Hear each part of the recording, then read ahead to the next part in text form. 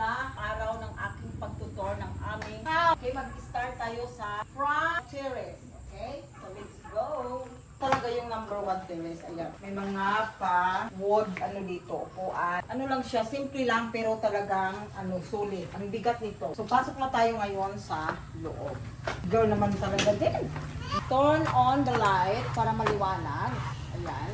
Ito, pagpasok, as you can see, nabibideo ko na to sa iba kong reels. So, may mga ganap din na nababago dito kaysa original. So, ito, nilipat ko dito sa corner ang aking indoor plants. Tapos, itong cortina, bagong bili ko din to, pero matchy-matchy naman sa aming lounge. Medyo may pagka-brown. Yung aming center table, at ito din bago. At ito, ang aming aesthetic electric pan daw. Sabi ng aking mga Juna. Tapos, aesthetic din yung price. Ito, bago lang din to. Bali, dalawa na yung aming purifier. So, may paano din kami dito, pang sa gabi. Kunyari, gusto namin manood. So, may palamshi din kaming pagganap sa aming sala. So, and then, this corner, may lounge din kami. Bali, dito sa sala namin ay dalawa yung lounge namin. Isang brown at isang yellow. Yellow ball. Tapos, ito naman yung aking isang indoor plant. So, ayan, may mga pa-display tayo dyan. Kasal kami ni husband. Nadala namin. And then ito, family of my husband, sister, and parents when they still alive. So, ayan siya. Dinisplay ko dyan kasi mahalaga yan sa kanya.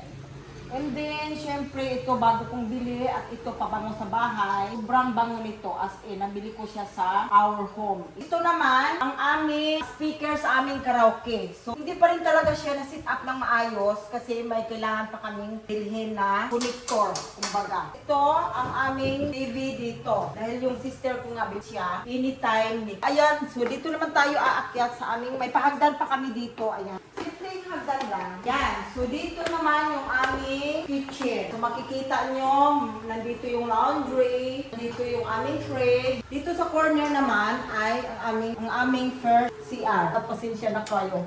Dahil yung anak ko grabe sa... Ito kasi ikakabit niya para may... Kagaya niyan para may lagayan ng mga abubot dyan pag may visitor tayo. Ito yung talaga CR na pag may bisita kami, magsishare-share lang sila dito. Yung walang sweet, kumbaga. Nalinis ko na din yan. Tapos dito sa kitchen, wala naman kaming binago. Ito yung aming papantry. Nandiyan ang ating mga papantry. At nandito mga kutsara, tinidor, at ito yung ating oven. Hindi pa namin na-try ito, pero maganda. Ito naman siya lutuan din. Electric. Kaso lang, sabi ng original owner, hindi daw siya ganun pero maganda siya. Pag mayroon kayong mga leftover, ilalagay nyo lang dyan para hindi lumamig. Para nag-i-stay yung kanyang init. And then, ito yung second drawer. Nandito ko nilagay yung aming mga grocery. At yung lutuan dyan sa baba. Ayan, ang ating mga ganap-ganap dyan. Tapos ito yung mga bago kong nabiling mga air fryer. Ito hindi pa rin namin nagamit. Microwave. Ito galing pa to sa Australia. Mga kutsilyo, mga bago na din. Yan pa, marami pa tayong cabinet. Ito may pailaw pa dito Kunwari, ayaw nyo masyadong maliwanag. Ito lang ang mga sindihan nyo para makita nyo yung paglilig. Ito hindi ko pa rin nalinis yan. Ang dami pa mga kailangan gawin. Ang dining naman natin is talagang makikita nyo na ito palagi sa aking reels. Yan ang aking big dining. Ayan si husband. Siya pag gusto niya mag-check ng emails or manood ng movie sa kanyang laptop. Ayan lang. Diyan lang siya mag-upo. Husband. My husband. Tapos ito, as in bago din daw, according to my son, siya yung bumili nito kahapon, mali dalawa siya. Yung isa na sa kwarto. Yan ang aking pa-indoor naman dito sa this way. Yan ang ating door dito. Ano siya? Sliding door. Ipaka sa inyo ha. Wide siya talaga na sliding door. Ayan, kung pwede dyan naman isa, ilalak nyo lang dyan, tapos pwede nyo, ito lang ang buksan nyo. Pero gusto namin mas wide para makahangin. Ito yung first, terrace. Ay, hindi, second pala, kasi yung sa front, first na yun. Nandito yung aming mga dugi. At dito nyo makita, guys, ang pinakabunggang view. As in, dito kami palagi nagtatambay. Ayan ang pinakabunggang view natin. So, dito lang kayo, mag-chill lang kayo dyan, having coffee every morning or every night. Po, and chilling. Beautiful view. Ayan, so bunga-bunga. At dito naman yung mga tanim. May papaya tayo dyan. Dating mga tanim na nung mga original onion. Bigay shout out to Eli sa original onion. They're very nice. Tapos yun doon, kikita nyo ang ganap ni husband.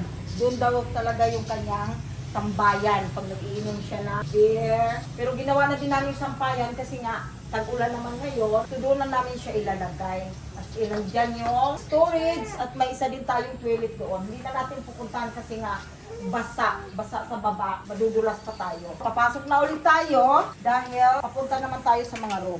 Okay, go! Did I ask for a lalay? Ito pala guys ay kasama sa aming pagbili. Bunggang-bungga. Tingnan nyo naman. Alam nyo to, itong Samsung aircon. As in, pag in-open nyo to, talagang the whole house na talaga. Malamig na. Ayan, kikita nyo ang aircon, pero hindi na namin binubuksan yun dahil kontento na kami sa lamig nito. Yan, mga display namin.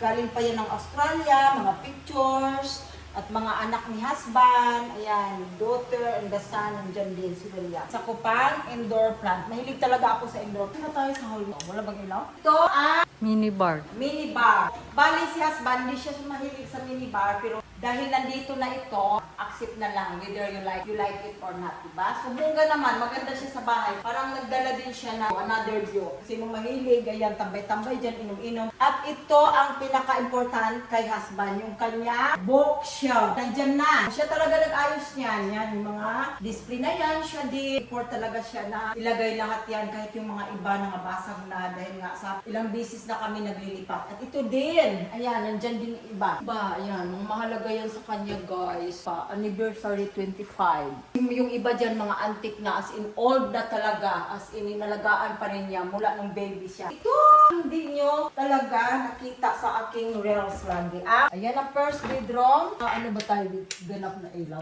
Wala lang, simple lang. So ayan. Ito yung first bedroom. Ayan, kakagabit lang ng aircon kahapon. Ay, yung kanyang bed bago, brand new yan kami bumili kasi ito empty talaga to nung binili namin. Wala siyang bed. At ito din bago, pili ako na sofa bed. Dito natutulog Kyle. Ayan, yung so idudugtong lang nila dito. Diyan na sila matulog. Ito, bibilhan pa to ng TV dyan kasi yung anak ko gusto niya magkaroon ng TV dyan kasi pag dumating yung PS4 para daw makapaglaro siya ng game. So bali may TV siya dito sa sarili niyang. Next naman tayo sa this room. Ito pala guys, nako.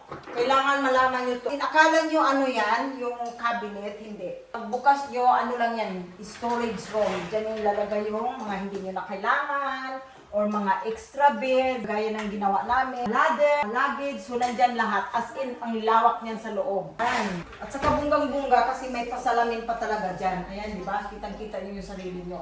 And then, the corner, dyan nilagay ni husband. Ang dami niyang DVDs, ayan, punong-puno. Yan ang ating guest room. Ito talaga guys, ang guest room. Because shout out sa aking sister. Hindi niya pa talaga ito nakita. Sabi niya, kala niya dati yung guest room, yung sa anak ko na room. So ito yung guest room, dito kayo matutulog pag pumunta kayo ni Sean. Ang ating palamship, tingnan nyo, yung aming palamship guys. Itatouch mo lang yan siya, oh. Touch. Ayan, di ba? Pag mahina, ayan, ganyan lang siya. Maganda siya pag sa gabi. As in, gustong-gusto niya husband to. Ayan. Tapos may pabango pa siya dyan sa gitna. Nilagyan namin. So, ayan yung kanyang motive ng kanyang kulay. Yan yung curtain. Tapos kung gusto niyo mag-coffee, nilagyan ko pa talaga. Ito, ako na bumili nito ha. Ako na nag-design nito. Gusto niyo mag-coffee dyan with your boyfriend or ano kayo mag-chill. Ito sa dating owner. Niwan din nila to kasama sa pagbili namin. Mahal daw to eh. As in, binili pa nila to sa panto. Antique. Tapos, ito naman yung sarili niya. CR at shower. So, nandito lahat yung mga gamit ng anak ko. Sikat din kasi nandito siya. At ito yung aking nabiling pang laundry. Gusto ko siya kasi nga siya eh.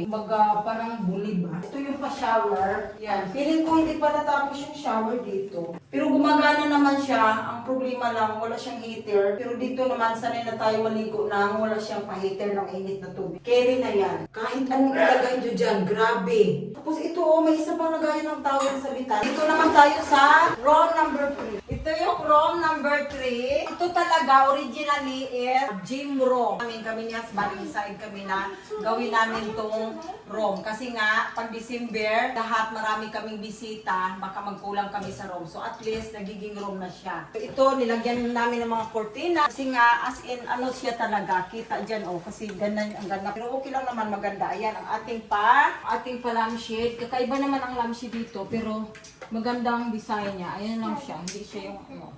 So ngayon, ang terrace pala na pangatlo nandito sa other side. Ito ang ating terrace number 3. Hindi nyo ito nakita. Dito namin nilagay ito. Kasi nga, ito ay gumagala pa lang isa.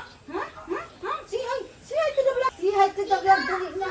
Uy, ang busog na niya talaga. Para malinis siya. So, hindi siya makagala dyan kasi walang hagdanan. Ayan, may patiris dito. So, siyang lagyan na malaking paso na may halaman. Isa sa corner at isa doon. Wala kami kapitbahay dito. As in, vacant dyan. Low-key lang siya. Let's go to the room number 4. Ang pinaka last but not the least. Okay. Last but not the least, ang aming room ni husband. Ang aming master's bedroom. Ang aming master's bedroom, guys. Welcome sa aming master bedroom. Ito, talagang bagong bili ko din itong curtain namin. Bago sinilabhan ko nga yung dati ditong cortina. Ibay na sa akin ni Willie. Thank you, Willie. Dito naman sa corner, gusto ko maglagay din ng malaking halaman. Pero yung ano lang siya ba, hindi real. Kasi mahirap na sa loob. So ito yung kay husband. Ayan, ito naman yung lampshade namin. Ba't ayaw? Ayan. Ang dami ni husband, guys. Ganda siya sa gabi. Matchy-matchy din siya sa aming pa-dark color. So, let's go. So, ito yung may pa-carpet kami dito. Ito pa nga pala. Ito siya ay kasama din sa pagbili namin. Ang ganda, di ba? Lounge kami dito sa aming room ni husband. Nandito ang aming mga underwear. Kay husband sa baba at sa akin sa taas. So, tagdadalawa ka. Dito na tayo sa ating walk-in closet. Yan ang walk-in closet, guys. Nandito ko nilagay yung aking mga bag. Kunti lang naman yung bags ko kasi sa box pa yung iba. Hindi pa nakarating galing Australia. Tapos yung sa baba, nilagay ko na din yung iba kong shoes. Iba ko pang shoes nandoon pa rin sa carton. So, ito, yung the front, sa akin yung tagdadalawa kami ni husband. At dito naman kay husband sa panghuli yung kanya. Naghati kami.